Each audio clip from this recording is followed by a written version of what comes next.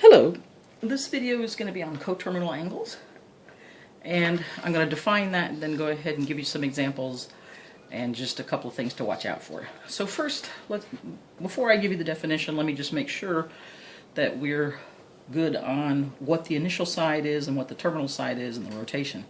So when we talk about an angle, and we're in standardized position, meaning we're going to be on a XY Cartesian plane, the initial side is always 0 degrees, due east.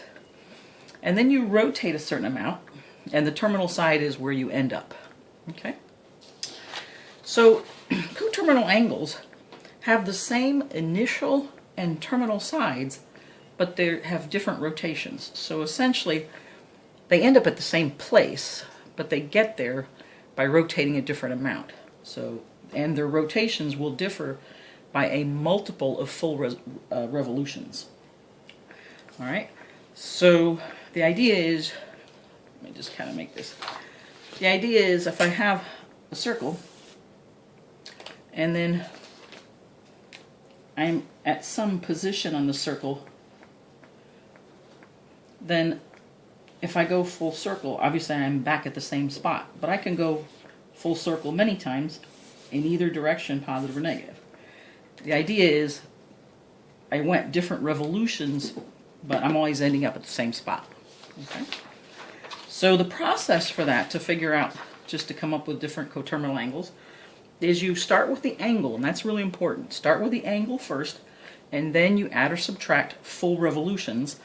And these revolutions, it just depends on what system you're in. The most common systems are degrees or radians. So you start with an angle, theta, then you either add or subtract a certain number, n, where n is an integer, times the full revolution, which in degrees is 360, and in radians is 2 pi. Okay? So for example, if I went 4 revolutions from a particular angle, I'd have the angle plus 4 times 360, or the angle plus 4 times 2 pi. All right? Now, let's do just a couple examples so you can see. So let's say, for example,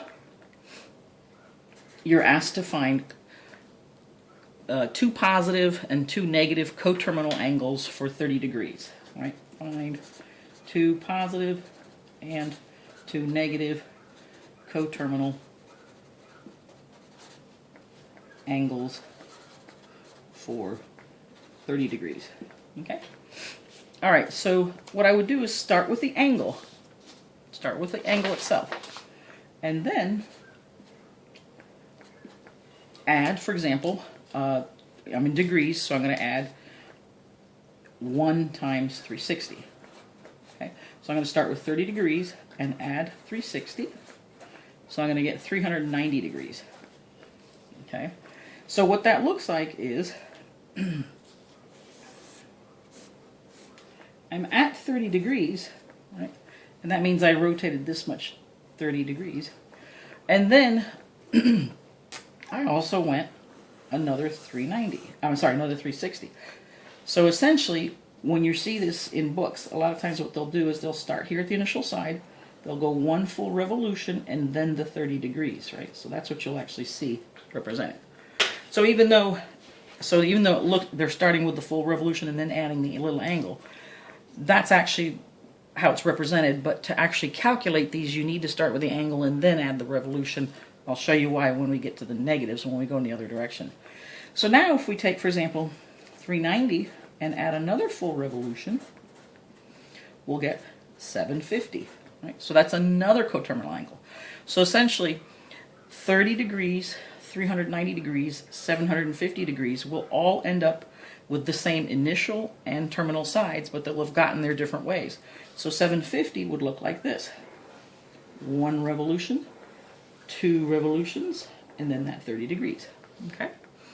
Now, I could have also done this by saying 30 degrees plus, remember we said n times 360, so if I wanted to find this 750, I could have done 2 times 360, and of course gotten there 750. So what I did is I did it piecemeal. Start with the angle, add a revolution, get the first positive coterminal angle, then add another revolution, get the second positive coterminal angle, or you could just go directly to how many revolutions there are. Now, you could also go in the other direction, right? So I'm still working on this example. I'm going to find the negative coterminal angles. So if we start with the angle, and then you subtract 360, you'll get negative 330. All right. So what does that look like? Well, that looks like, let's see here. You're here, and you go in the negative direction 330 degrees. So you end up right here. Okay. So again, you end up with the same initial and terminal side. And then if I take negative 330 degrees and subtract another 360, I'll have negative 690 degrees. Okay. Now let me show you why I say that you must start with the angle and then add or subtract your revolutions, and don't do it the other way around. Suppose I had done this one and said here, this first one, 360, I start with my revolution and then subtract the angle, right? So I'm reversing what I'm telling you.